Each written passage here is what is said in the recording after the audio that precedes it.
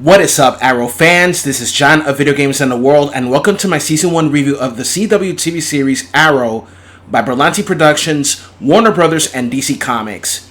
This review is to celebrate the show's 10th anniversary, and also to remember the beginning of what would be known as the Arrowverse. The show follows the story of billionaire playboy Oliver Queen, who was washed ashore on an island called Lianyu after a boating accident occurred. After 5 years in hell, fighting to survive, he would return home a changed man with one goal: to save his city. The shows of Supergirl, Legends of Tomorrow, Black Lightning, and Batwoman have ended, and now The Flash will come to an end next year. Although Stargirl and Superman and Lois are still on, but with The Flash coming to an end, it won't be long before the Arrowverse is truly over. We've had lots of dark, fun, exciting moments over the years watching this amazing series. But what exactly kickstarted the Arrowverse? Smallville. Smallville was a damn good show, by the way, and I cannot believe it's 21 years old. I was only 15 years old at the time the show premiered, and now I am a 36-year-old man. I remember the episode Justice, where I saw not only Clark, but also Aquaman, Kid Flash, Cyborg, and Green Arrow. In Smallville, Green Arrow was played by Justin Hartley, and to think when Arrow was announced, I thought that Justin would reprise his role, but another actor was chosen. It's none other than Stephen Amell himself. After Arrow, he's starring in the Starz professional wrestling drama series, Heels. Okay, this is a review of the first season, and from September to October, every season of Arrow will be reviewed every week. Episodes will be analyzed and talked about as well as every single week from September to late October. Let us begin. His name is Oliver Queen. After a boating accident, he was washed ashore on an island known as Lianyu, which means purgatory in Mandarin. During that time, he fought to survive all the dangers of the island with allies such as Slade Wilson. After returning home, he reunites with his family and friends, including Tommy Merlin and former girlfriend Laurel Lance, who is now a lawyer who fights for true justice. By day, he is a billionaire playboy, but by night, he is a vigilante known as the Hood, hunting down every name listed in his father's notebook with the assistance of John Diggle and a computer whiz called Felicity Smoke. He hunts the corrupt, rich, and powerful elites that have poisoned and failed his city. However, Malcolm Merlin, one of the rich and powerful elites of Starling City, leads a conspiracy against a city known as the Undertaking.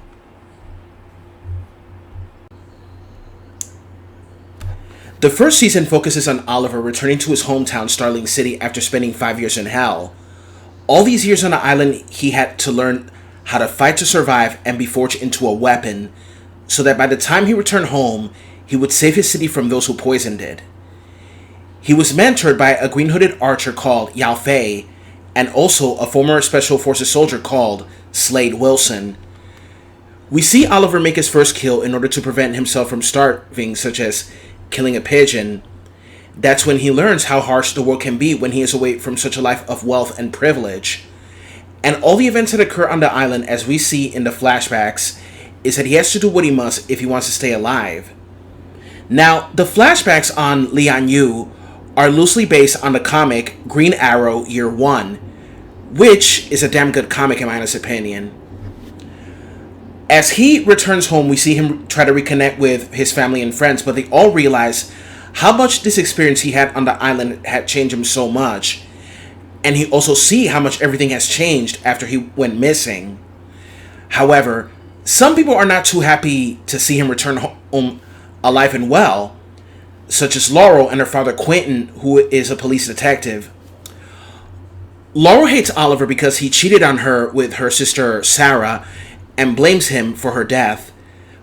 By the way, in this season, Sarah was played by Jacqueline MacInnes Wood. She was later replaced by Katie Lotz in season 2.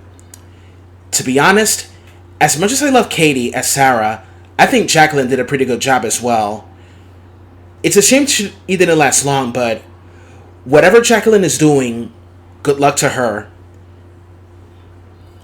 Anyways, Quentin also hated Oliver and blamed him for Sarah's death and all the violence occurring in the city. Quentin was relentless in hunting the man known as the Hood, only to realize later on that he would be an ally in fighting crime, and he will also realize how much Oliver has changed as well. While Oliver is not fighting crime as a Hood, he tries to reconnect with society by being that spoiled rich kid who loves to party and that douchebag he was before he was watching the show on Leon Yu. We also see that he tries to reconnect with his family, such as keeping his younger sister Thea out of trouble. We all remember how Thea used to be this spoiled rich girl who is into the vices of drugs, partying, and drinking, which often gets her in trouble and in arguments with her brother. But as the show goes on, she starts to mature, and then when she meets Roy Harper, who was a small-time criminal, she empathizes upon hearing his story, and we see that she is more than a rebellious, spoiled girl. We see that Thea has a heart and compassion. And here's another fun fact. The character of Thea is based on comic book character Mia Dearden, who is also known as Speedy in the comics. However, Mia Dearden has no familial relationship with Oliver Queen whatsoever. In the comics, of course. As said, Roy was a small-time criminal doing what he did to survive. What makes us empathize with him is how he stole to help his mother, who was addicted to a drug called vertigo. It's a very sad state of affairs when someone you truly love is addicted to drugs, alcohol, or any other type of vice, such as gambling, sex, and so on. Not to forget, we meet John Diggle, and at first, he is shocked that Oliver is a Hood, but then he decides to not only help Oliver, but train him as well. He has a vendetta against the assassin for hire called Deadshot, who he blames for the death of his brother Andy. Another fun fact, folks, the character of John Diggle was named in honor of one of the writers of Green Arrow, Andy Diggle. In this show, we are introduced as well to the woman, the legend, Felicity Smoke! We see Felicity as a computer programmer at Queen Consolidated, but when she realizes that Oliver is the Hood, she becomes involved in his mission to save the city. To me, Felicity Smoke is the heart and soul of the team. And not only that, she made me giggle so much with her quirkiness, and I love how the actress portrayed her. She was totally meant for that role. I actually found it interesting in this show how there were many villains that were enemies of Batman in the comics fighting against the Green Arrow. Even Helena Bertinelli, aka Huntress, joins up for a short time in this show. Moira Queen is one of the villains in this show, and you learn she plays part of Malcolm Merlyn's conspiracies. But then she decides to make things right, realizing that what she's doing is wrong. It's actually sad when Thea realizes the truth about her mother, and it is indeed, because realizing a dark truth about someone that you love and care about can be soul-crushing. When it comes to realizing certain truths about people you love and care about, in this show you think about how Tommy was shocked upon discovering not only how much his best friend has changed, but also realizing the truth about him. And finally, to wrap this up, this was the start of a very awesome journey with this first season. I like the references to comics such as Year One and various others. At first, the show starts out very dark and the conclusion is sad and soul-crushing in many moments. I like the pacing, the story, the twists, and so much more. I remember all the shock and awe I had, not to mention how during some funny moments I laughed and giggled, and sometimes kind of cringed. But still, I really liked it. My final score for Season 1 is a 10 out of 10. Be sure to like, comment, subscribe, and support me on Patreon. Thanks for watching, and stay tuned for my Season 2 review coming next week.